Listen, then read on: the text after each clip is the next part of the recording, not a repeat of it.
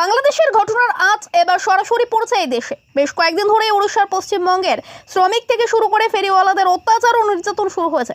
এছাড়াও মারধর করা হচ্ছে। এরই প্রতিবাদে আজ আইএসএফ এর চেয়ারম্যান পীরজাদা নওশাদ সিদ্দিকী তিনি আজ কলকাতার উত্তল ভবনে যান এবং সেখানে তিনি ওড়িশা সরকারের সেকশন অফিসার এর সঙ্গে সাক্ষাৎ করেন এবং এই ঘটনা যেন আর না ঘটে, বাঙালি শ্রমিকদের যাতে কোনো রকম অত্যাচার করা না হয়, বাঙালি ফেরিওয়ালা ব্যবসায়ীদের ওপর যাতে আর না কোনো রকম অত্যাচার করা হয় সে বিষয়ে তার কাছে একটি লিখিত ডেপুটেশন জমা দেয় পীরজাদা নওশাদ সিদ্দিকী।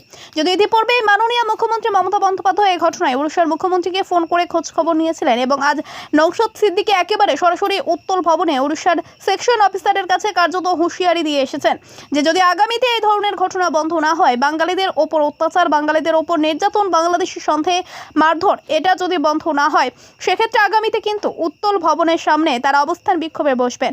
তিনি বলেন তাদের দলীয় কর্মী সমর্থকদের নিয়ে অবস্থান বিক্ষোভে বসবেন, এমনটাই কিন্তু হুঁশিয়ারি দিয়েছেন নওশাদ সিদ্দিকী। কি বলছেন আইএসএফ এর চেয়ারম্যান নওশাদ সিদ্দিকী, সরাসরি দেখে নিব হেডলাইন স্টুডিওর পর। বেশ কয়েকটা দিন দেখছি উড়িষ্যা রাজ্যে কর্মরত বাঙালিদের ওপরে একটা অত্যাচার নেমে আসছে।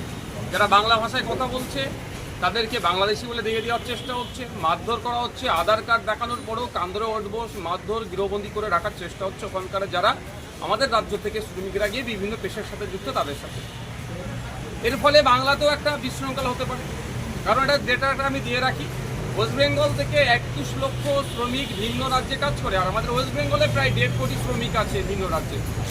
উড়িষ্যার শ্রমিক আমাদের রাজ্যে কাজ করছে, আমাদের যেমন লোকজন উড়িষ্যায় নিয়ে কাজ করে ডিউটি হচ্ছে, উড়িষ্যার মানুষ আমাদের বাংলাতে কাজ করছে। তাদের সাথে যে আচরণ হচ্ছে উড়িষ্যা সরকারকে সেই জন্য অবগতি করার জন্য এখানে আপনার সেক্টর অফিসার আছে, সেক্টর অফিসারের মাধ্যমে উড়িষ্যা সরকারের যিনি মুখ্যমন্ত্রী আছেন তাকে জানানোর জন্য অবিলম্বে এগুলো বন্ধ করা হোক, বাংলা ভাষা বলার জন্য বাংলাদেশি তকমা দেওয়া বা তাদের উপরে যে অত্যাচার নেমে আসছে বন্ধ করা হোক, আর যারা এই ধরনের বিশৃঙ্খলা করতে চাইছে তাদের বিরুদ্ধে ব্যবস্থা গ্রহণ করা হোক। এই মর্মে আজকে এসে সেক্টর অফিসারকে একটা ডেপুটেশন দিয়ে গেলাম। আজকে জাস্ট আমি একা এসেছি, সেক্টর অফিসারকে জানিয়ে দিলাম যদি এটা চলতে থাকে আগামী দিনে এসে উড়িষ্যা ভবন, এই উৎকল ভবনের সামনে আমরা বসবো, অফিসারদেরকে কাউকে বেরোতেও দেবো না, ঢুকতেও দেবো না যদি এটা চলতে থাকে।